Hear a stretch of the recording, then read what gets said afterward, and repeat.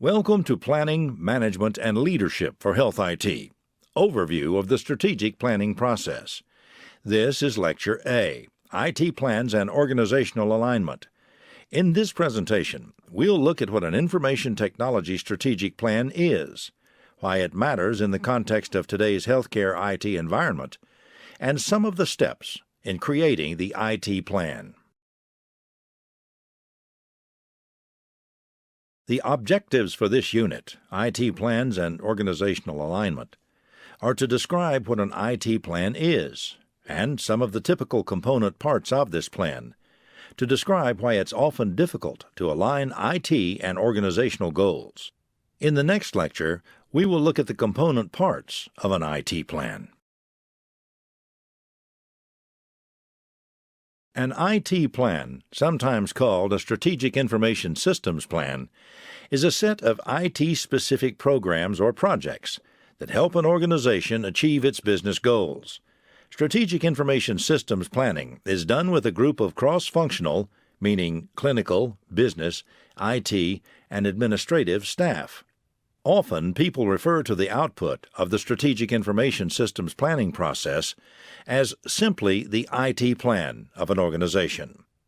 Herb Schmaltz and Randy Carpenter are two healthcare CIOs who have excelled in the area of healthcare IT strategic planning.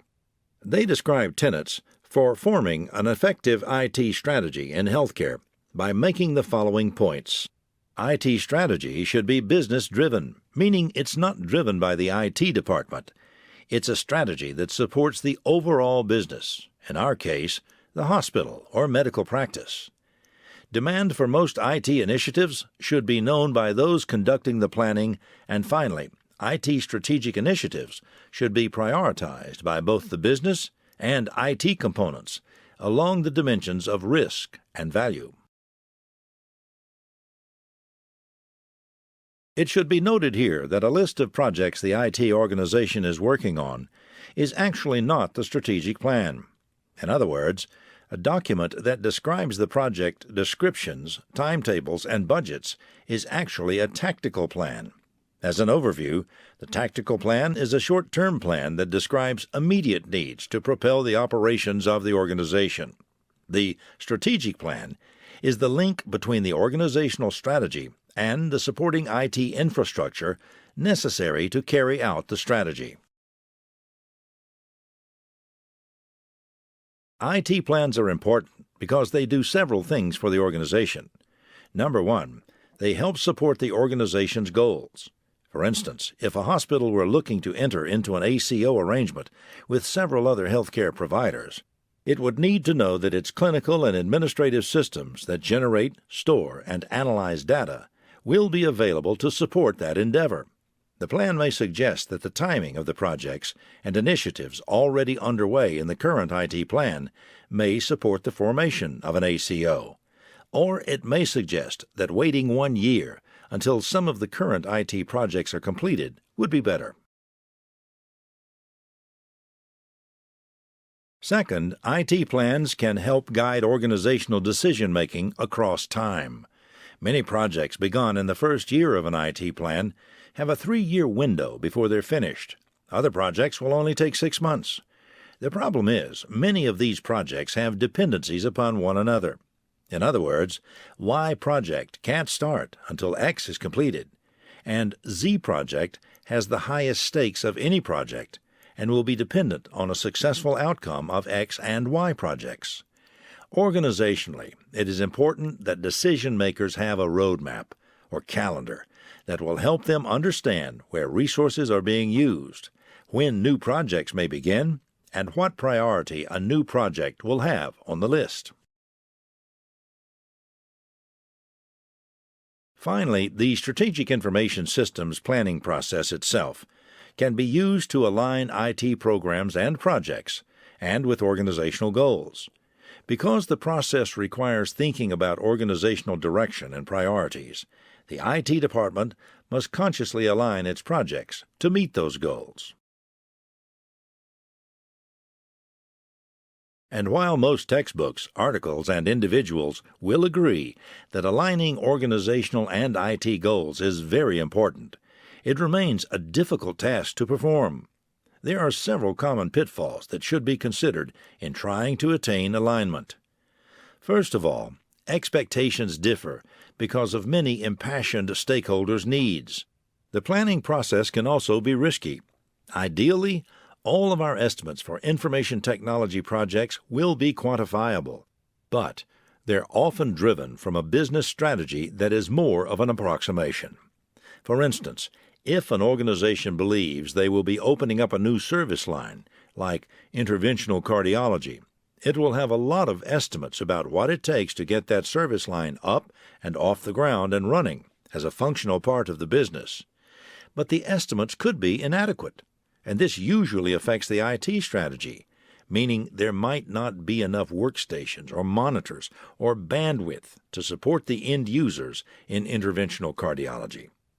The outcomes of proposed projects can have many varied implications for an organization.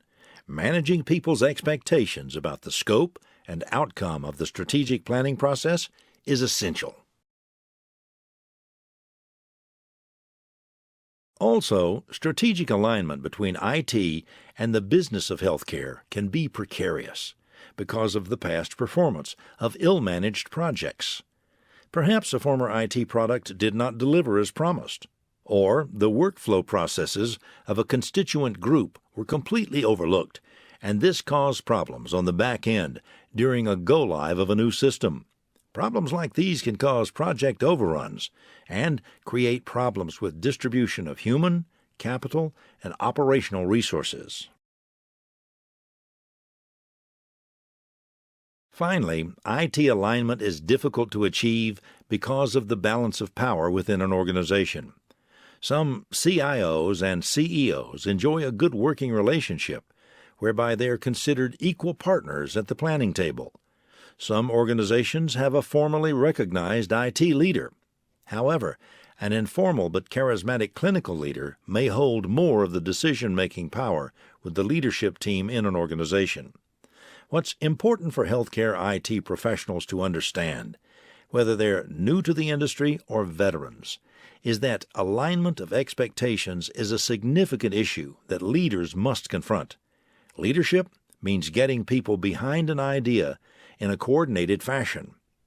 On the next series of slides, we'll discuss a generic strategic planning process and the implications it has for those charged with implementing the plan. Before we go through the steps involved in creating a strategic plan, it's important to look at two very important facts about the IT planning process. First, in order for an IT plan to be successful, the planning process itself must include multiple stakeholders, not just those from the IT department.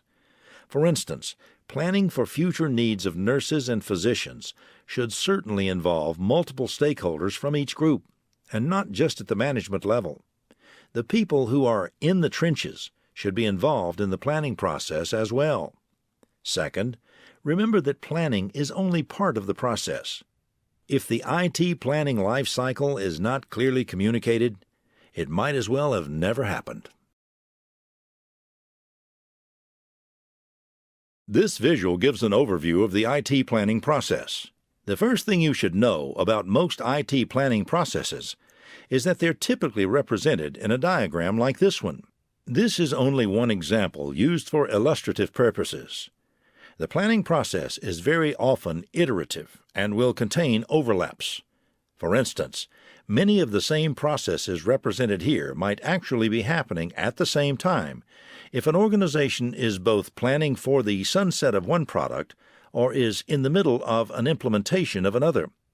To re-emphasize the life cycle or iteration theme, when a new product is brought live in an organization, we call it the dawn of the new product. When it's time to retire the system, we call it sunsetting the product. Likewise, any of the boxes represented in this slide may have 10 to 15 different planning steps. When you drill down into it, you can get lost or overwhelmed in the complexity of the planning process, but it's still very necessary. A good IT planning process helps an organization identify IT initiatives that help support the organization's strategy. Let's move on to the next few slides, where we'll look at the component parts of the IT planning process. The assessment of internal information systems, referred to as IS, or information technology, referred to as IT, is pretty much what it sounds like. This is an inward look at the IS organization's current capabilities. It's a snapshot of how things look today. This may be a time where the IT leadership considers things like current staffing levels, what is the status of the employees, who is retiring, etc. From a project perspective, it's time to look at the projects that are underway, projects that are scheduled to be completed, and projects that are planned for the immediate future. From a systems perspective, the IS leadership is looking at all current systems that are being supported. This would also be the time that they're looking at which systems need to be upgraded, which are scheduled to be sunsetted by the vendor, and which systems will likely need to be replaced altogether. The next phase in the IT planning process is taking a look at what's going on in the organization. An organization could be in crisis mode, meaning it's just been purchased or is on the chopping block, or it could be in maintenance mode or even growth mode, acquiring a new hospital, expanding a service line, building a new hospital to account for growth in a geographic area. The most important thing to consider here is that any one of these modes will play a big role in what IT projects are slated and selected. During this process, the clinical and business objectives are reviewed, and strategy formulations begin to take shape. In reviewing all clinical and business objectives of the organization, a very careful eye should be paid to the privacy and security considerations of the strategy. What may seem like a great marketing idea could have a significant impact on patient privacy. Likewise, a decision to move a physician practice to a cloud-based computing environment could pose significant security risks. While privacy and security considerations shouldn't drive strategy per se, no strategy should be conceived that doesn't consider these elements in the decision-making process. This is an important set of boxes because many healthcare organizations, sometimes referred to as HCOs, all over the country, are now taking a very critical look at their priorities, and many of those will include taking advantage of Medicare and Medicaid incentives offered for IT adoption as part of the ARA or MACRA legislation. ARA, in its own way, is forcing HCOs to align clinical, business, and IT strategies, and it hasn't always worked this way in the past. This next set of boxes focuses on the organizational strategy formulation and looks at the IT solutions needed to enable change. But first, the current technical or systems state must be examined. Some of the questions that might be asked are: how many existing or legacy systems already need to be replaced or upgraded this year? What is our vendors' level of support? Do we think any of the vendors will be purchased by another company this year? Will that mean a system conversion on our part? What regulatory changes will happen this year that have systems implications? A good example of this is that changes brought on by the High-Tech Act led to changes in the HIPAA regulations. These changes made the regulations more stringent. In looking at the proposed business strategy, or the future state, IT solutions also need to be addressed. Questions that IT leaders might ask include: do we have the staff to support all the changes that are being proposed? Does our current operational budget support the new staff that will be needed? Or does it allow money to hire consultants to design systems to support the future strategy? Does the future level of system support increase or decrease? Is our organization equipped to handle the risk brought on by the management of the new proposed systems? The answers to these questions are what form the gap or hole between the current and future system states, which leads us to the next box in the IT planning process. This middle process, selecting the candidate IT initiatives, has a box all to itself. This process must be managed very well. Many stakeholders will have what seems to be a significant and compelling IT initiative. But the mature IT organization must understand that not all of these can be implemented. In other words, each department in the hospital or clinic may want a system that meets its own needs. For instance, an OB/GYN practice wants a system specific to its needs. The orthopedic clinic wants a system specific to its needs, and so on. But it's nearly impossible to fund and execute every project. Ideally, organizations will find that by looking at candidate IT projects in aggregate, they can find opportunities to share IT projects. For instance, if 300 new CPUs need to be replaced, and the manufacturer's price point breaks or gets cheaper at 450 CPUs, this may help another clinical department get the new CPUs it needs to run the new software it wants to purchase. Ultimately, candidate IT projects reveal that there are commonalities in needs, and a project that one department was considering can actually be shared by several departments. This alignment is one of the best possible outcomes of an IT strategic planning process. It is important that after the IT initiatives are listed, that they are prioritized according to the known demands of and risks to the organization. Finally, we arrive at the step whereby the IT plan is truly linked with the organizational goals. Ultimately, each project in the total organizational portfolio of projects should support the strategic goals of the organization. Each candidate initiative that is selected should have a business case, meaning that it should have clear linkages to supporting the organizational strategy, and collectively, the projects should drive the infrastructure support initiatives as well. A business case should answer the question, is this project worthwhile or not? The justification for the project, how it relates to overall strategy, its expected impact, how it will be financed, and how it will be sustained are all part of making the business case. The business case will be referred to throughout a project's life cycle at the organization. It's not something developed during the planning process and then forgotten. We reach the outcome of the planning process when we arrive at the Strategic Information Technology Plan. This plan identifies information needs that support the organization's goals and objectives.